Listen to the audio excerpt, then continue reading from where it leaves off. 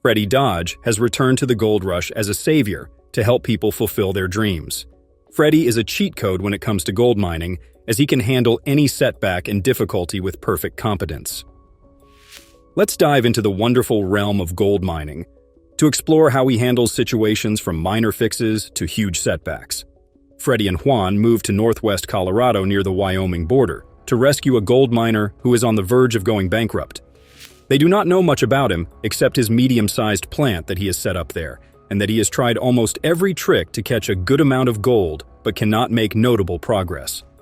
They find a small, clean setup upon reaching their destination. Peter Friedman, the gold miner whom they intend to help in his mining operation, welcomes them pleasantly. Peter tells them the limiting factor behind his problem, which is to find really fine particles of gold. He does not have salaries in his account to pay to his crew. He is actually a graphic designer who has come to gold mining from the background of website development. Well, actually, my background is website development. I'm also a graphic designer. He informs them about his progress in the previous season, when he could collect only 20 ounces in 6 months, which is worth almost $30,000 for the crew of 4 people. His account is almost empty, and he needs $1,000 per day to keep things going. He desperately needs the plant to run in the next couple of weeks to keep him from going bust. He takes them along to show his plant. He shows his screen deck and briefs them about its high frequency that vibrates to remove fine particles of gold, which is their main concern over there. He has also added a centrifugal concentrator, which helps to concentrate fine particles according to his research. Freddy explains the science behind the concentrator that contains a spinning bowl inside with fine holes drilled in it. The water pressure injects water from the holes, hoping to keep the gold pinned while blowing the lighter material out. Peter hopes the concentrator will work in his favor. He shows the tailing sluice for the concentrator.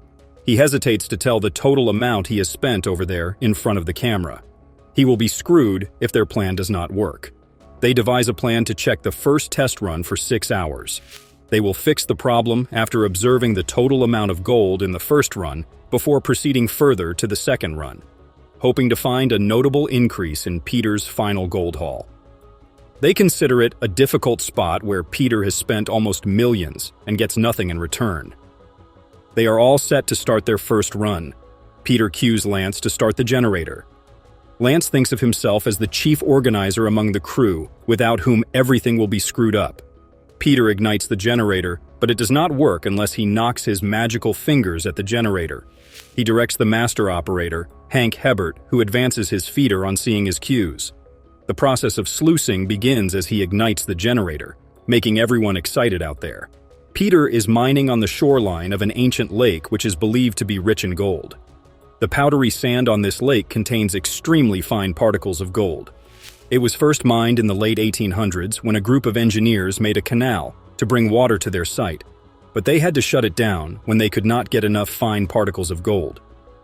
Peter is hopeful to get millions in gold with his designed wash plant that the people in the past could not trap.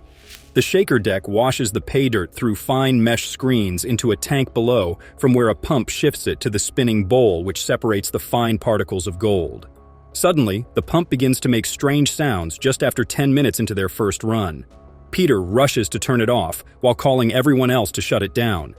They are completely helpless until they get the pump back to advance their mining operation, as it has proved to be a huge setback for them. Freddy has called for his finishing table as a replacement for the spinning bowl to catch the fine particles of gold. It has arrived in time, and they hope it will be helpful for their venture. They fix the screens carefully when they find the finishing table being delivered to them from a distance. Peter is still confused as he has used so many tables before that ended up losing a lot of gold. They fix the table in place, and it is time to see its results now. Freddy, on the other hand, is still hopeful to get results, though it is his first time using the finishing table. He presses the lever and pours the bucket of material they have already cleaned up, just to see how much gold they have wasted during panning. It requires water, gravity, and vibration to shake heavy gold particles in the finishing table. They gather around the shaking table to see the process. Soon, they notice the gold to be accumulated, which requires almost 10 hours of panning, according to Lance. Peter looks a bit relieved to see the results coming. Freddy gives a little bottle to Peter to be filled with gold as a payment for everything, regardless of the amount of gold he gets. They lock a deal and move back to their venture. Freddy and Juan have completed their job as they have replaced the old blocked screens with custom-built larger mesh and prefer the finishing table to accumulate gold. It is time to test the final run to see if they have increased the total amount of gold. Peter runs the plant and it begins washing the pay dirt. They observe coarse tailings on the new screens to see if they are catching more of the fine material. They find it a lot better than the previous ones. Suddenly, Freddy notices that they are losing the fine material once again. Peter rushes to switch on the tailings conveyor that he had forgotten earlier. It has been filled with sand consequently. It has clogged the wheel, which results in slowing it down and causing the head wheel to lose traction. Freddy and Juan rush to the conveyor and begin to throw some sand on it to generate friction to remove the blockage. The conveyor belt begins to move after a short while and continues the sluicing operation. They get faster results with the help of the bigger screens. Freddy is quite satisfied with his fixes. He hopes to get enough gold when they finish the last test of the 6-hour run. Finally, they gather around the cleaning table to see their final results. They expect to get double the amount of gold as compared to their last cleanup when Peter got 0.27 ounces worth $500, which is half of his target amount. The gold weighs 0.84 ounces, making a total of 1.44 ounces worth $3,000. They howl in extreme joy. They have made a 400% increase in their gold finds. Freddy and Juan's fixes could make them almost $300,000 over 6 months. Freddy Dodge has come to rescue Derek's mining operation, who really needs his help to get better results. He has to repay his loan and mining costs, and above all, he needs to buy his family their home by the end of fall this year. Freddy explores the bedrock to see a good amount of gold which Derek is wasting in his partiality to the coarse gold. He shows the gravels that move with water, sinking the gold that settles back to the center of the earth. He takes some gravels in a pan to wash it up to see if there is any gold in it. He finds 10 different colors in the pan after washing it. He hopes to find a pretty good amount of fine gold using their equipment. Freddy drives to Derek and Juan, who are all set to weigh their mining outcomes of a 4-hour test run. To meet his ultimate target of 500 ounces, Derek needs the test run to deliver at least 2 ounces. They put the fine gold on the scale that weighs 1.40 ounces. They look a bit perplexed, but they are still hopeful to get a good amount of gold from the cut. Freddy and Juan go aside to discuss their plan to get their desired results. The main issue has come in the material as Derek is passing bigger rocks through the sluice box, and they really need to do something to avoid losing fine gold. Freddy suggests building an additional length of sluice and putting a punch plate upon it to make an undercurrent box. To make it clear, he draws its print explaining it to be a punch plate with riffles underneath, pretending to be a carpet with all the material dumped in it. The riffles in Derek's sluice box create a vortex that forces the gold into the mats, but the large rocks disrupt by washing out the gold over the end of the sluice. Freddy suggests adding another sluice box with punch plates on it to separate rocks from small materials. It will settle the fine gold in the riffles underneath. Juan likes the idea, and they return to Derek to discuss their plan with him. They tell him about the additional sluice box and all about their plan. Derek agrees to whatever they recommend to cover a huge amount of gold in a short period. In the meantime, they are not sure about their plan to work for them. Instead, they are going based on possibilities. Derek is all set to implement their plan as he has already tried so many other ways and is determined to try this one too. Derek needs at least 30 ounces in his first test run to hit his target of 500 ounces. He is so excited to see the results of their new experiment. They wash the material they have gathered in the sluice and find a fine layer of powdered gold. They are extremely happy to find their idea working in their favor. They continue sluicing that way, and finally, they reach to meet Derek and his family holding gold for 4 hours. The gold weighs 0.17 ounces, which is 5.5 grams. Their plan has added $750 per 10 hours to their sluicing, which can deliver an amount of $75,000 extra in their whole season. They weigh the rest of the gold, which turns out to be 2.34 ounces, increasing their gold finds by 70%. They are extremely happy to find Teo and a half extra ounces a day worth almost $4,000. By the end of the season, Derek should reach $1 million to fulfill all his lifelong dreams. Freddy Dodge brings a rock plow tied with a chain to Roger, who is working on the conveyor. It has cost him only a couple $100. They fix it upon the conveyor belt. Roger likes it as it proves to be a cheaper fix. Conveyors are always cheaper than anything else to move things, but at the same time, they need to be cleaned and maintained as they carry wet material all the time. Freddy needs to repair the conveyor belt, or else it will cost them heavily in the form of tragic setbacks in the sluicing operation. It carries costly material upon it, so they need to hook it up, or else it will tear up sooner or later. Freddy suggests putting a band-aid on it and drills it to fix it strongly. After that, he trims the bulged iron so that it cannot do any damage to anyone by hooking up with them. Juan cues the truck to move backward, as they are about to move the feeder with the help of the excavator, as it carries the generator, so they need to be careful. He takes the responsibility of moving the feeder, as he has been the most experienced operator. Freddy directs him to move side by side. He finds the ground a bit hard. Freddy guides him to move to the opposite side. Juan is in a difficult situation, as he has got electric control panel and the hydraulic pack on the back, and he will lose the control panel if he slips. Freddy guides to advance and drawbacks as per the situation. Finally, they succeeded in transferring the 100-ton heavy feeder to the conveyor. They are a bit relieved to accomplish that risky task without doing any damage. They decide to test it the next day. The next day, they are all set to sluice the pay dirt. Freddy and Juan cheer the crew before getting to the action. They ignite the plant, and the Addams family is only 4 hours away from knowing the progress of Freddy and Juan to make their mining dream fulfilled. They have made all the essential things possible, like the conveyor, the feeder, the rock plow, and the wiper up front. In the first run, they have to slow down the sluicing operation because of the uneven sluice, which causes the wastage of so much material. Freddy orders Roger to increase the speed after examining the plant to cover more yards.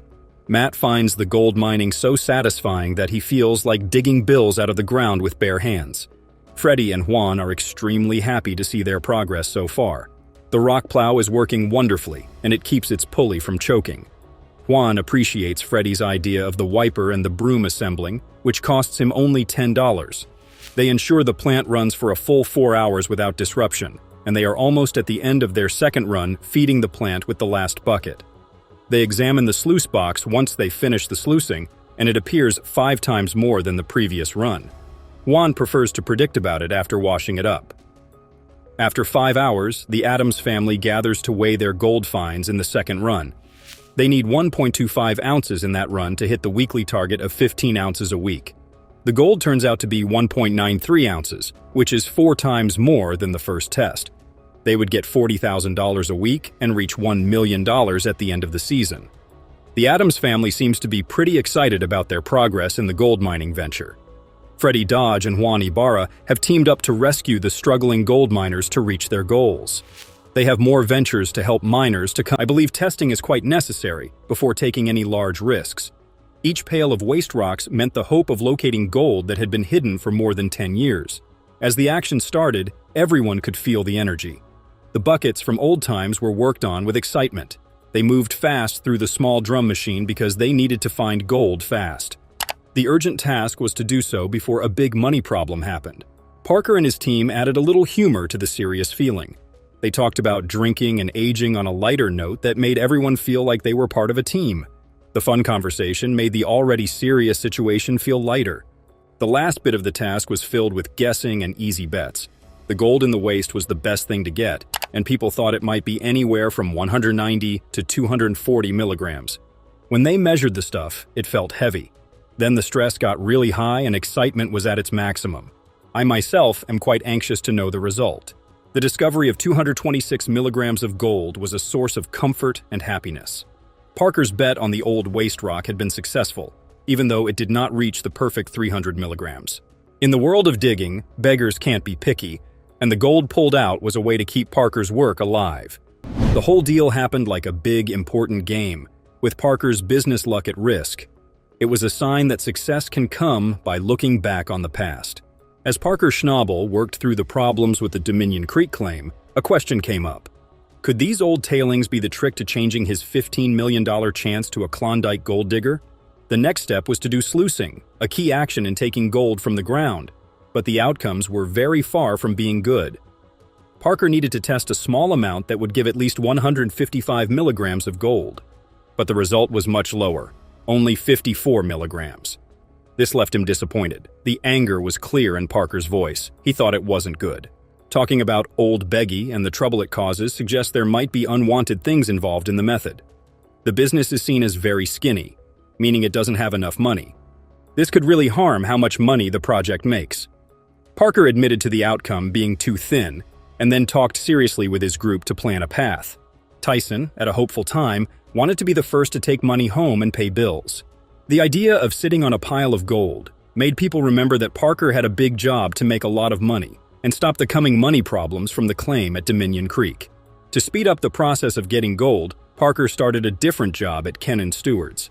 You can feel the change of attention as the group is working hard on planning and digging to find the hidden gold. I really like his determination. The hurry was shown in Parker's order to move stones, search for the leprechaun, and get gold. That was a simple way, but also very understandable for describing how to do mining works. As Parker looked at the floor, he found more obstacles than he thought. When there is too much trash, it's easy to see and makes the timeline for sorting it out harder. It showed that there was probably 5 feet of garbage there. That makes the job more complicated. Parker knew his team needed to talk about the problem. This shows they were determined to work together and make sure the operation was fixed. It became very important for Parker to jump on the gold quickly. This is because the unexpected slowdown in his gold washing activities was causing an alarm. The time needed for getting money had been hugely overdrawn, and the chances of running out were coming close. The failure was a big risk to Parker's fast gold scheme and made everything about the project more dangerous. The problem got harder as Parker thought about the shortages in moving around resources. The team needed to keep going because they were the key to making money and helping the business, even if it didn't bring in quick cash. Parker was quite upset and said that he really thought they would have a plant up and running before this, but it was no good. It wasn't the best, and it could have been better if they had done that sooner. He believed they had better plans before. On the rough land of Dominion Creek, where every choice matters, Parker Schnabel had a big choice to make.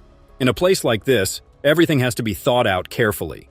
The search for gold, which was once a good shot, was now full of problems that could change the direction of his wild plans. Will Parker beat these challenges and make his $15 million bet a big success like the Klondike discoveries? Or will the hard side of the gold rush take another rich man's money away?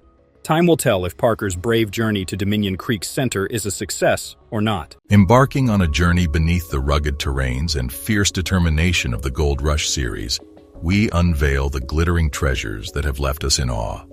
Join me as we delve into the remarkable world of Tony Beets, Parker Schnabel, and other fearless miners, and witness their most exhilarating gold finds that have defined the very essence of discovery and ambition.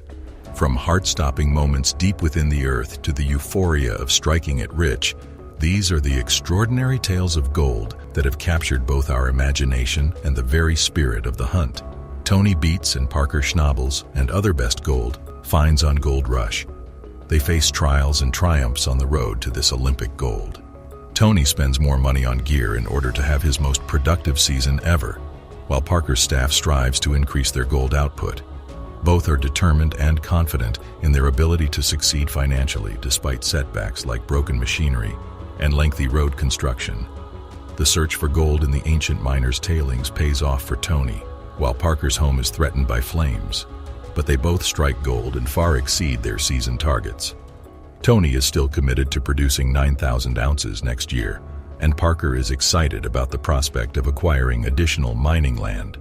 Gold miners like Tony Beets and Parker Schnabel, among others, share their greatest gold finds and experiences with the research team on the popular reality show Gold Rush. The Winchester lads are under pressure to impress Tony Beets with the efficiency of their wash facility, and must act quickly to do so. The strut of the plant causes a minor problem, but in the end they are successful in setting it down on the pad. However, they find that a supporting leg necessitates rearranging the sluice boxes, prompting John to construct an addition. Despite the difficulties, they self-repair everything and are now prepared to run pay. Knowing that taking risks is integral to the mining industry, they eagerly await the first scoop of pay dirt. After 25 straight hours of equipment operation, Tony Beets' crew is hopeful that they have delivered gold and broken the curse. When the gold is weighed, they find that they have 6 ounces, which is worth almost $11,000. As a result of this achievement, they are more motivated than ever to keep digging for gold. At the same time, Parker Schnabel departs for Fairbanks, leaving foreman Mitch to set up 2 plants in 5 days. Mitch intends to optimize their gold extraction process by dragging the sluice fur onto a big area and installing the super stacker. The crew is frantically preparing the sluice to flow gold before Parker returns from Alaska. A 120-foot super stacker gets hooked up and arrives at the pre-wash. Parker's staff likes the arrangement after processing valuable ore in the wash plants. Parker updates the workforce on his operation before stripping and building a plant pad in Alaska. Parker may mine the entire 90-acre runway with both wash units. A conveyor fails and an engine blows. Even though Parker's other wash plant, Big Red, has been sluicing easy street cut pay all week, yielding over $290,000 in gold. The group is happy to have exceeded last year's ounce total and will keep working hard. Tony Beats and his team are under pressure to break records this season. Their shaker deck shuts down twice, infuriating them. The wash plant is hard to